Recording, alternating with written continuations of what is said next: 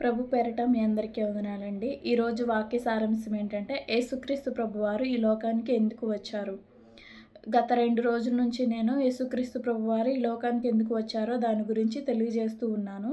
ఈరోజు కూడా అదే తెలియజేస్తున్నాను. అయితే యేసుక్రీస్తు ప్రభువారు ఈ లోకానికి ఎందుకు వచ్చారంటే, ధర్మశాస్త్ర సంబంధమై నీతి విధిని నెరవేర్చుటకు ఆయన ఈ లోకానికి వచ్చారు. రోమపత్రిక 8వ అధ్యాయం 3వ వచనం 4వ వచనం. శరీరమును అనుసరింపక ఆత్మను అనుసరించి నడుచుకుని మనయందు ధర్మశాస్త్ర సంబంధమైన నీతి విధి నెరవేర్చబడవలనని పాప పరిహారం నిమిత్తము దేవుడు తన సొంత కుమారుణ్ణి పాప శరీరాకారముతో పంపి ఆయన శరీరమందు పాపమునకు శిక్ష విధించెను. ఇక్కడ చూడండి, మనం శరీరమును అనుసరించి నడుచుకొనక ఆత్మను అనుసరించి నడుచుకోవాలి. శరీర కార్యాలు ఏమై ఉన్నాయి? నేత్రాశ, శరీరాశ, నేత్రాశ, జీవపుడమము, కోపము, క్రోధము, అల్లరి, మత్సరము, పగ, కలహము, ద్వేషము, ఇవన్నీ శరీర కార్యాలు. అయితే వాటిని అనుసరింపక ఆత్మను అనుసరించి ప్రేమ, సంతోషము, సమాధానము, దీర్ఘశాంతము, దయాళత్వము,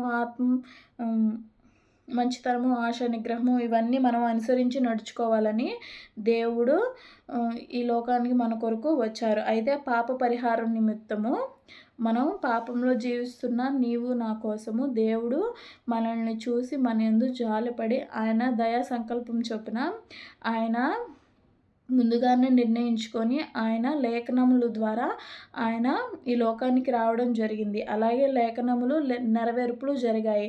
ఆయన ఈ లోకానికి వచ్చి మన కొరకు ప్రాణం పెట్టారు. ఇక్కడ స్పష్టంగా మనకు అర్థమవుతుంది. దేవుడు తన సొంత కుమారుణ్ణి పాప శరీరాకారంతో పంపి ఆయన శరీరమందు పాపమునకు శిక్ష విధించెను. దేవుని శరీరమందు పాపమునకు శిక్ష విధించబడింది. లేకపోతే దేవుడే రాకపోతే మనం చేసిన పాపాలకి మనమే శిక్ష అనుభవించాలి. అది ఎంత ఘోరంగా ఉంటుంది. దేవుడు మన కోసం ఎన్ని దెబ్బలు తిన్నాడండి కల్వరి శిలువలో. మనకు ఆఖరి రక్తం బొట్టు వరకు దేవుడు కార్చారు.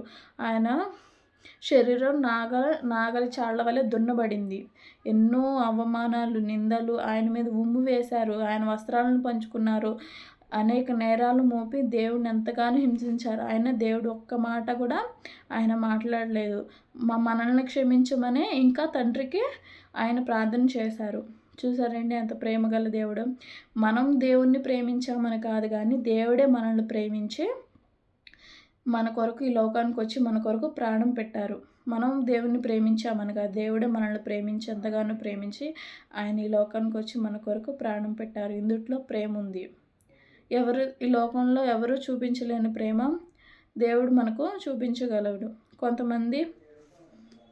కొన్ని సందర్భాల్లో కొంతమంది దూరం అవుతూ ఉంటారు. బంధువులు కానీ, స్నేహితులు కానీ, తల్లిదండ్రులు కానీ, ఎలాంటి పరిస్థితుల్లో ఉన్నాయి, కొన్ని క్లిష్టమైన పరిస్థితుల్లో. కానీ దేవుడు ఒక్కడే మనకు తోడుగా ఉంటాడు. మనుషులను నమ్ముకొనుట కంటే యెహోవాను ఆశ్రయించుట మేలు. దేని గురించి అయినా కానీ మనం మనుషుల మీద ఎప్పుడు ఆధారపడకూడదండి. దేవుని మీద ఆధారపడి మనం మన యొక్క పరిస్థితులన్నిటినీ దేవుడికి మనం అప్పచెప్పినట్లయితే, దేవుని చిత్తం మన పట్ల జరగాలని ప్రార్థన చేసినట్లయితే దేవుడు తన చిత్తాన్ని మన పట్ల జరిగిస్తాడు. గొప్ప కార్యాలు మన పట్ల, అద్భుత కార్యాలు జరిగిస్తాడు. మనం ఉన్నత స్థితికి ఎదగాలని, దేవునిలో బలపడాలని దేవుడు మన కొరకు ఆయన చేతులు చాపి మన కొరకు ఎదురు చూస్తున్నాడు. అయితే దేవుడు మన కొరకు ఎందుకు వచ్చారు ఈ లోకానికి? మనం చేసిన పాపం నిమిత్తమై ఆయన ఈ లోకానికి వచ్చి శరీరాకారంతో ఆ శరీరం నలగొట్టబడి ఆ శరీరం ద్వారా పాప విమోచన మనకు కలిగింది. దేవుని శరీరం మనం చేసిన పాపాలకి నలగొట్టబడింది. ఆయన మన నిమిత్తము ఆయన శిక్షను భరించారు. అలాగే నలిగిన వారిని దేవుడు విడిపించుటకు ఈ లోకానికి వచ్చారు. లోకాసువార్త 4వ అధ్యాయం 18వ వచనం. ప్రభు ఆత్మ నా మీద ఉన్నది, బీదలకు సువార్త ప్రకటించుటకై ఆయన నన్ను అభిషేకించెను. చెరలోనున్న వారికి విడుదలను, గ్రుడ్డివారికి చూపు ప్రకటించుటకును, ప్రభు హితవస్త్రము ప్రకటించుటకును ఆయన నన్ను పంపి ఉన్నాడు. ఇక్కడ చూడండి, ఇక్కడ మనకు సహాయం చేయమని కనపడుతూ ఉంది. బీదలకు సువార్త ప్రకటించడం, అలాగే చెరలోనున్న వారికి విడుదలనివ్వడం, అలాగే గ్రుడ్డి వారికి చూపును, అలాగే ప్రతి ఒక్కరికి రక్షణ సువార్తను ప్రకటించడానికి యేసుక్రీస్తు ప్రభువారు ఈ లోకానికి వచ్చారు. ఆయన ఈ లోకానికి వచ్చిన తర్వాత ఎన్ని అద్భుత కార్యాలు చేశారండి. ఆయన గుడ్డివారికి చూపు ఇచ్చారు, అలాగే కుంటివారు, మూగవారు, చెవిటివారు, అలాగే ఎంతోమంది చనిపోయిన వారు కూడా తిరిగి లేపబడ్డారు. ఆయన అనేకమైన కుష్ఠరోగులు, అలాగే పక్షవాయువు గలవాళ్ళు, ఎంతమంది అనారోగ్యులు స్వస్థపరచబడ్డారండి. ఆయన పేదలకు సువార్తను ప్రకటించారు, అనేక మందిని స్వస్థపరిచారు, అనేక మందిని తండ్రి వైపు ఆయన తిప్పారు. మనల్ని కూడా దేవుడు అదే మనకు చెప్పాడు.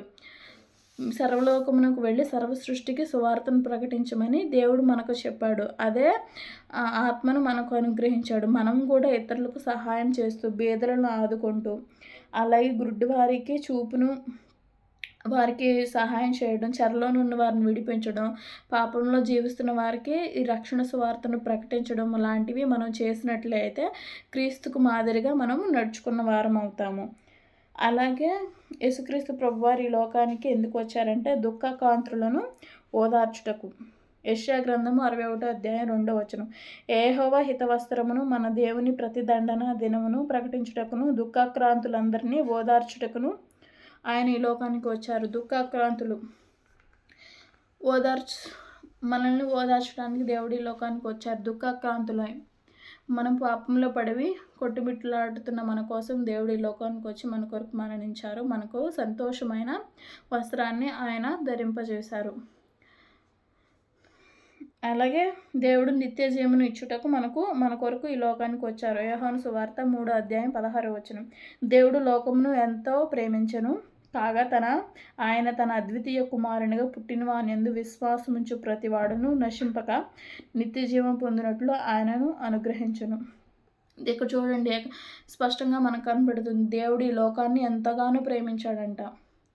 అసలు నరుణ్ణి దేవుడు జ్ఞాపకం చేసుకున్నటకు నరుడు ఏ పాటివాడండి? అయినా కానీ నరుణ్ణి దేవుడు జ్ఞాపకం చేసుకుంటూ ఈ లోకాన్ని, మనుషుల్ని ఎంతగానో ఆయన ప్రేమిస్తున్నాడు. తన అద్వితీయ కుమారుణ్ణి ఎవరైతే దేవుణ్ణి అంగీకరించి ఆయన యందు నమ్మిక ఉంచుతారో, విశ్వాసం ఉంచుతారో ప్రతి వాడును అట్లా దేవుని యందు భయభక్తులు గలవారిని ఎవరూ నశించకుండా నిత్య జీవం పొందినట్లు దేవుడు తన సొంత కుమారుణ్ణి మన కొరకు పంపించారు. మనం నశించిపోకూడదని, మనం పాపంలో పడిపోకూడదని, మనం పరలోక రాజ్య వారసులం అవ్వాలని దేవుడు మన కొరకు ఈ లోకానికి వచ్చి తన ప్రాణాన్ని పెట్టి మన కొరకు రక్తాన్ని చిందించి పాప విమోచన కలిగించారు. తద్వారా మనకు నిత్య జీవానికి ఒక మార్గం, దేవుడు నేనే మార్గమును, సత్యమును, జీవమును అని చెప్పారు కదా. నా ద్వారా తప్ప ఎవరునూ తండ్రి యొద్దకు రాలేడని చెప్పారు. అలాగే దేవుడు మన కొరకు నిత్య జీవాన్ని సిద్ధపరచడానికి వెళ్ళారు. ఆయన ద్వారా తప్ప మనం పరలోక రాజ్యానికి వెళ్ళము. ఆయన మన కొరకు వచ్చి మన కొరకు ప్రాణత్యాగం చేసి మన కొరకు పరలోకం సిద్ధపరచడానికి వెళ్ళారు. చూసారండి ఎంత ప్రేమగల దేవుడు. కాబట్టి మనం ఇప్పటికైనా విశ్వసించి దేవునికి మనం క్రీస్తుని అంగీకరించి మారుమనసు పొందినట్లయితే దేవుని యొక్క గొప్ప కృప మన పట్ల ఉంటుంది. చిన్న వాక్యం దేవుడు మీ హృదయంలో ఫలింపజేయునుగాక. ఆమేన్.